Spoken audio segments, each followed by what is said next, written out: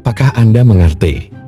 Jerapah memiliki leher yang sangat panjang, rata-rata sekitar 1,8 hingga 2,4 meter, meskipun memiliki jumlah tulang leher yang sama seperti manusia, yaitu 7 buah. Tulang tersebut sangat panjang dan fleksibel, memungkinkan jerapah mencapai ketinggian pohon. Jerapah memiliki bahasa tubuh yang menarik. Saat merasa terancam atau dalam situasi stres, mereka bisa melakukan gerakan aneh seperti menendang atau meloncat-loncat dengan kaki depan mereka. Ini adalah cara mereka untuk menunjukkan dominasi atau menakut-nakuti predator.